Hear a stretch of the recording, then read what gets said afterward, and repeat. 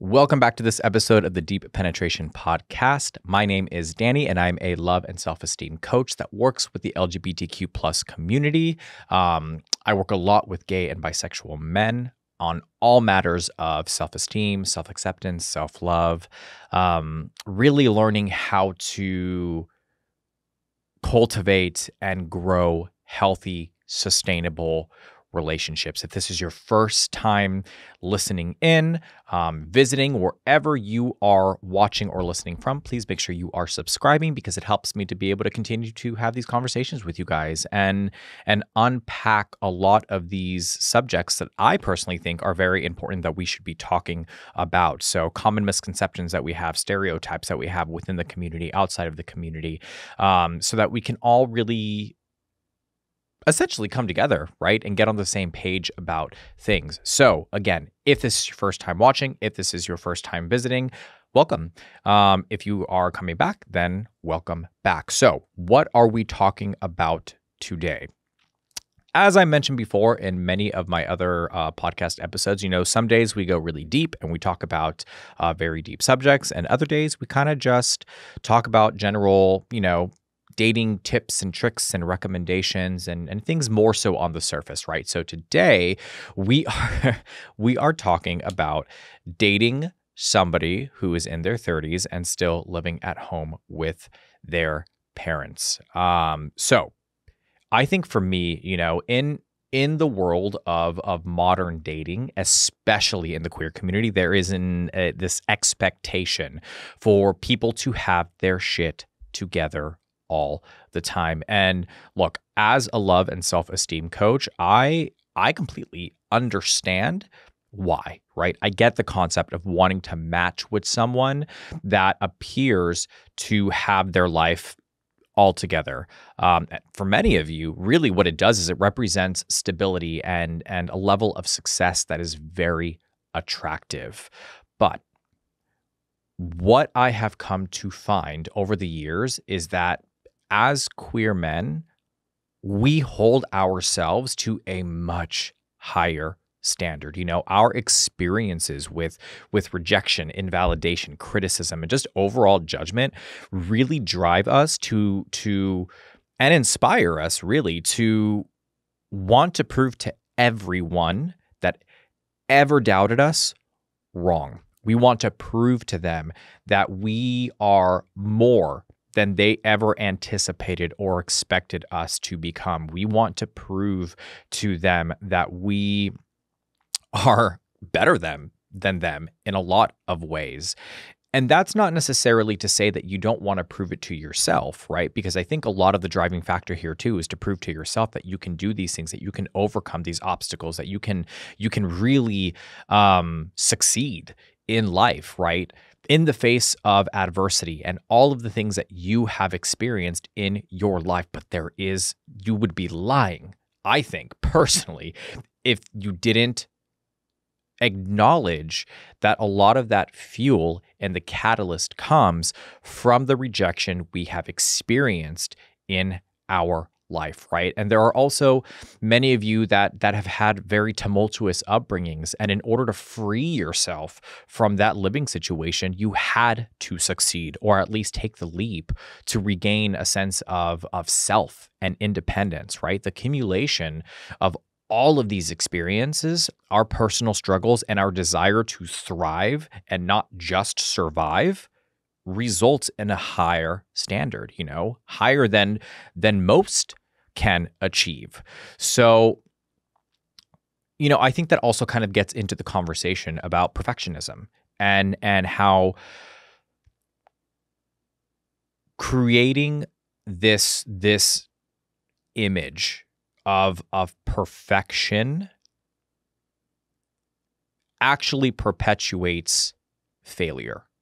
And what I mean by that is when you want to live this perfect life, right? Whatever that looks like to you. So maybe having the perfect physical aesthetic, maybe having the best job, maybe making millions of dollars, being able to travel the world and live this life of excess, whatever it is that you are wanting to achieve, we also have to recognize that there is that we have to root ourselves in reality, right?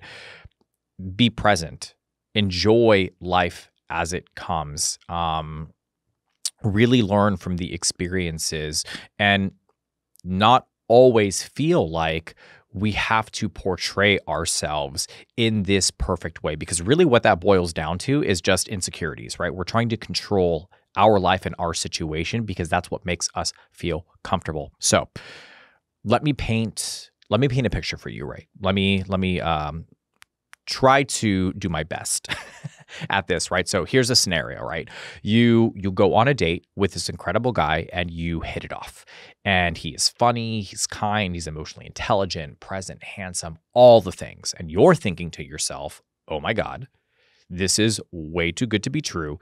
There has to be something wrong here," right? So the night ends and you guys set up a second date. As the week progresses, things seem to be getting better and better and better, and you invite him over after a few dates because you know my rule about sex. Don't have sex on the first date. Few dates, cool, fine, great, but first date, no. And you have an incredible night. And eventually, you start to wonder, why doesn't he ever invite me over?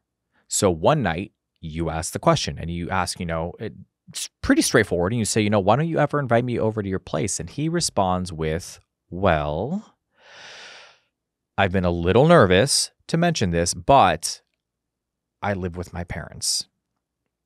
He's 32.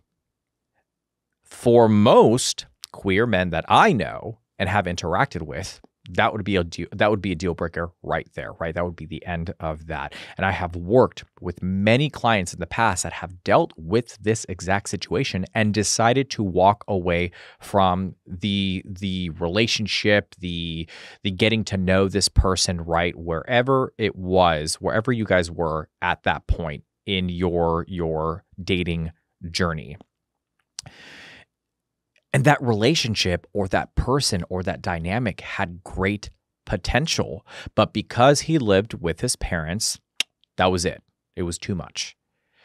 For a lot of you, the concept or the idea of somebody in their 30s living with their parents represents laziness or lack of goals, complacency, immaturity, whatever you want to categorize it as, right? But did you ever stop to think the decision to stay home was a conscious decision that was rooted in effective future planning? Maybe it's based on cultural beliefs.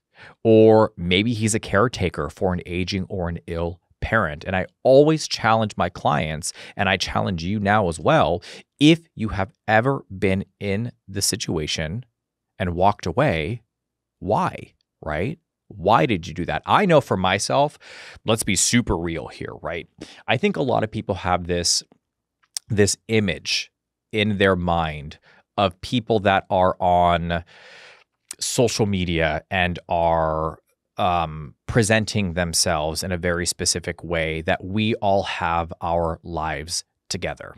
And the reality is a lot of us don't, right? And it's not that we don't know what our goals are. We don't know what drives us. We don't know what our mission is, because a lot of those things, yes, those are true, right? I know my mission. I know what my goals are. I know what I'm trying to achieve. But just as anybody else living a day-to-day life, I have my doubts. I have my issues. Business fluctuates, economy you cannot control, things happen. And sometimes you are put in a position where you really have to take into consideration what the best decision is for you moving forward. And for some people, that means moving back in with their parents to regroup, to save money, to stop the financial bleeding, whatever the case may be. I know for myself, when I ended my 13-year relationship with my significant other, we were living in Hawaii at the time. So, well, I hadn't ended it then, but we were living in Hawaii at the time. And this was right around, I want to say probably the midway mark of COVID. And I realized, hey, we're not going to survive out here with how things are going and the fact that jobs had stopped, right? Everybody was at home and not really having certainty in regards to whether I was going to be rehired again and all of those things. So for those of you that don't know, I worked in corporate retail for a very long time. And you can consider it business management. But at the end of the day, that sector took a big hit. So making the decision to move back to Los Angeles from Hawaii was a big decision. And again, ended a 13-year relationship, and I had to regroup. I had to figure my stuff out, which involved me having to move back in to my dad's house, which to me at the age of, 31, 32, when it happened, I was like, what is life? What am I doing? I've had this sense of independence for so long, and I've had my own space, and I've lived in a different state and all of these different things. And now it's like I'm coming back to this state of like childhood where I'm living with my parent, and it can be very emasculating and it can be very challenging for you mentally and emotionally. But at the end of the day, it's about understanding why you were doing it, what the needs and the expectations are in that moment, and understanding that you're working towards a specific goal. That doesn't mean that you're lazy or you're complacent or any of those things. It's sometimes just life hands you a shitty card and you have to figure out the best way to work with it, right? So I wanted to unpack some reasons why, the person that you were dating or are dating might still be living at home, or maybe the person that you decided to walk away from, if you've been reflecting and going, did I make a mistake on that? Or did I accidentally, pull the trigger too quickly? I want to cover some reasons that might open up your perspective a little bit more, and help you navigate the situation if you're wanting to make it work. So number one, like I said, financial consideration. One of the primary reasons individuals in their 30s may continue living with their parents is for financial stability. Let's be real. The world is crazy right now. There's a lot of things going on. Economically, there's a lot of we're in a shit situation, to be honest with you. So, a lot of people having to move back in with their parents, I don't necessarily think that's their first choice.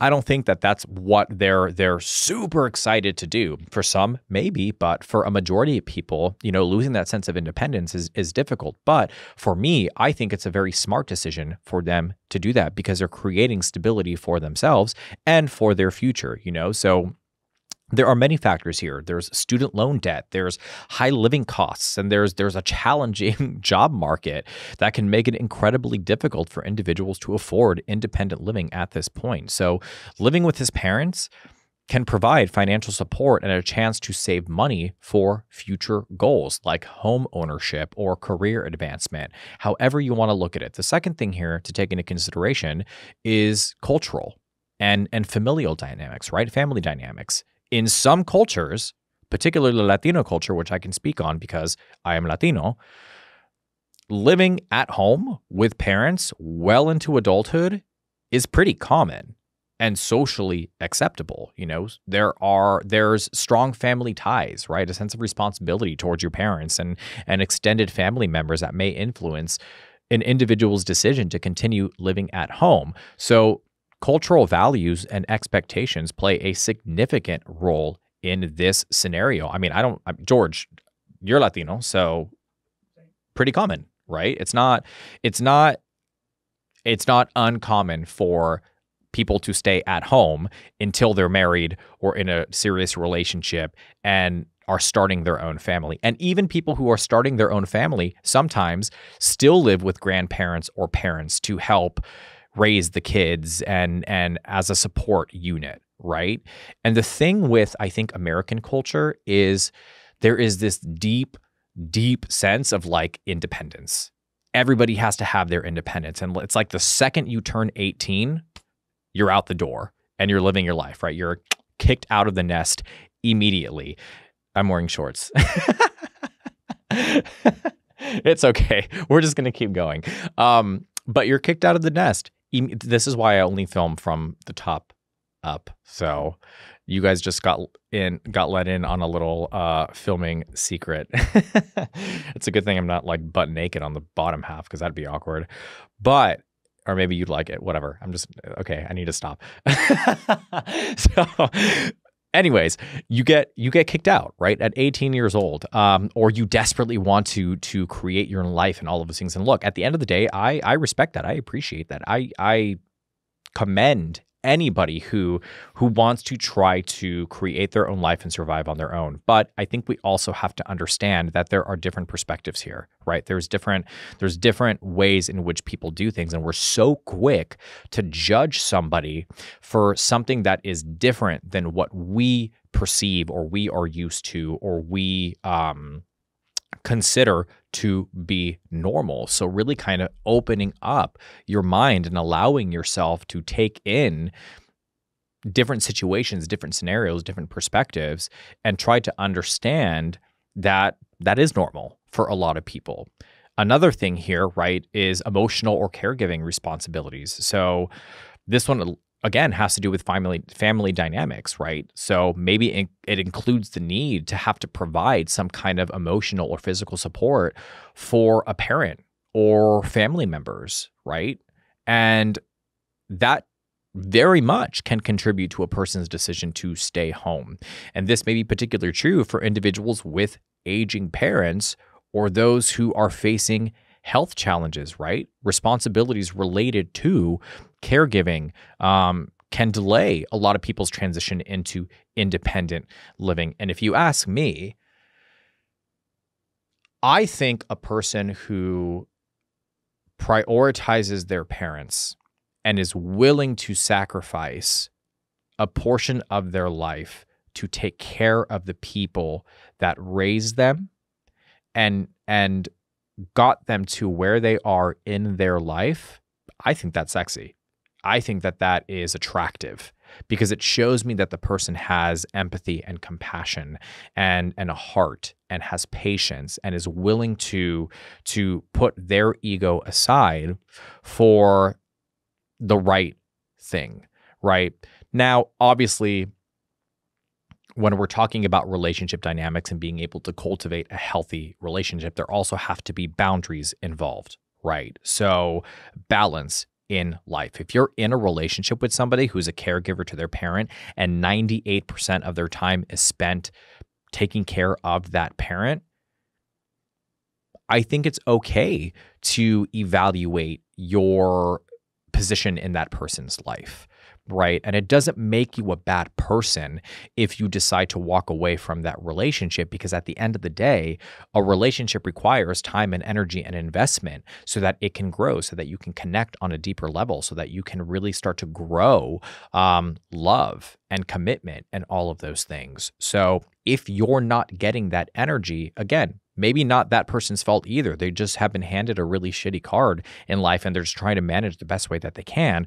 But that also doesn't mean that you should be ignoring or dismissing your personal feelings around it as well. But that's a much deeper topic and a different situation altogether that I can talk about in a different episode or on a different YouTube series or whatever the case may be. So what are the recommendations, right? What would I recommend when you're navigating this situation? Number one, I think open and honest communication is the key, right? Effective communication is crucial when you are dating somebody who lives at home in their 30s, right?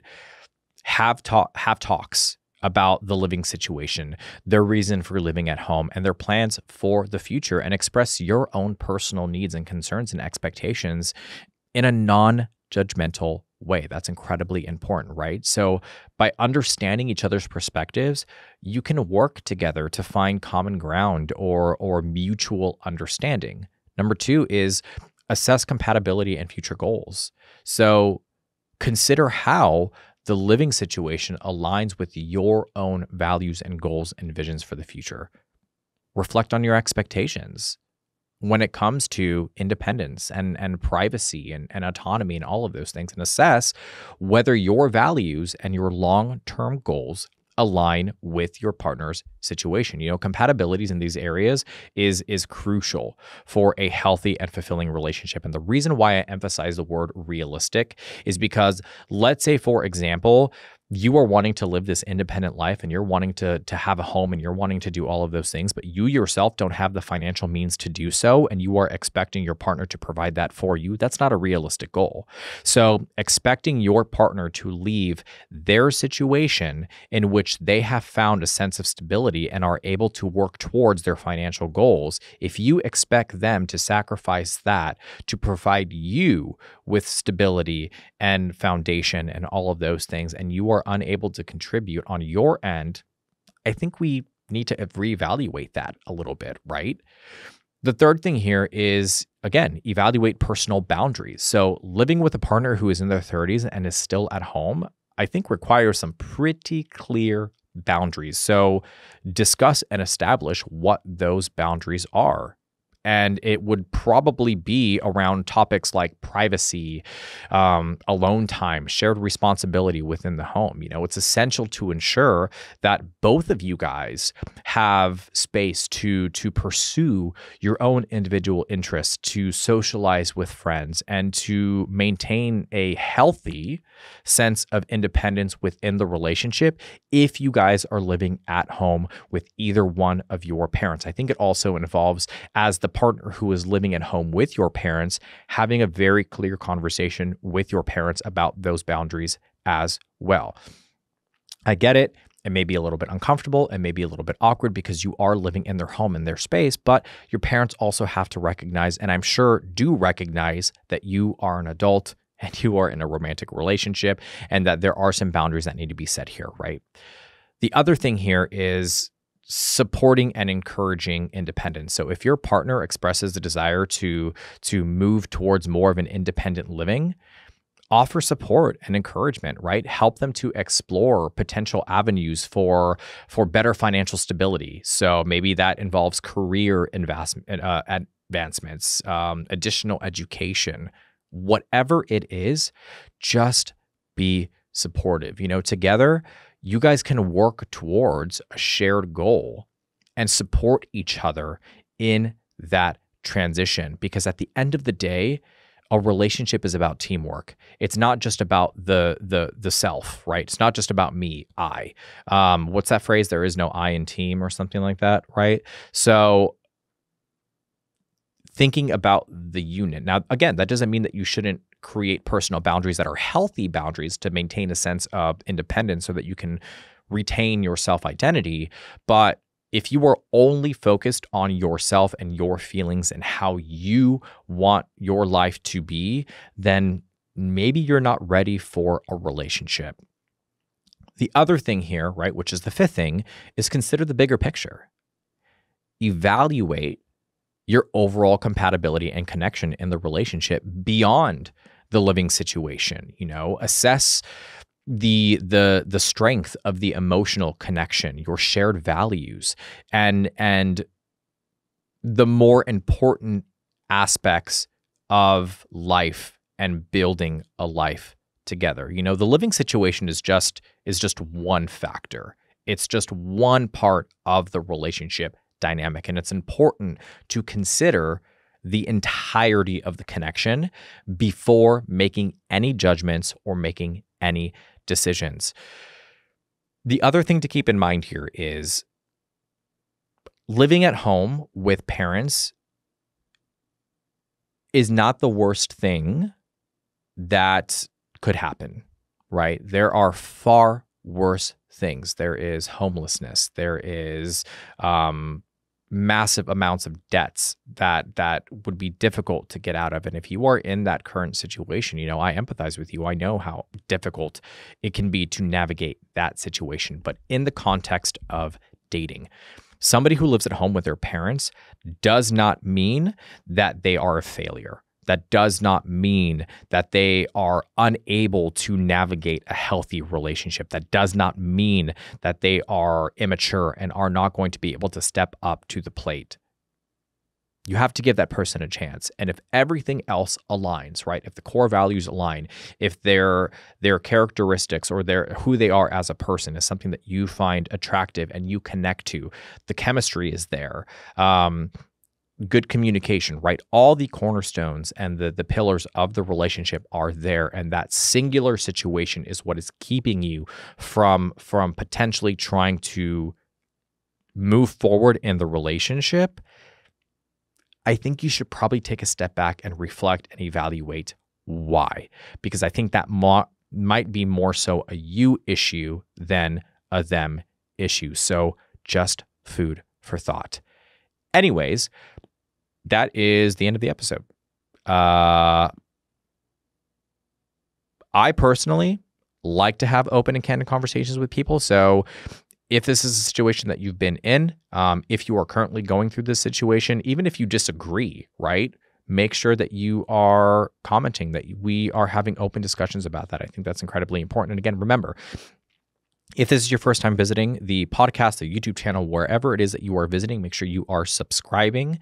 And I will provide you guys with all the information necessary that you need in order to contact me if you are looking for some guidance or some support. Keep in mind, I am a love and self-esteem coach, so I work with people all the time on a daily basis, with all things that have to do with relationships, self-acceptance, and love. I hope you guys are having an amazing day. I hope you guys found this episode to be helpful, informational, educational, whatever you want to call it. And I will see you guys in the next episode.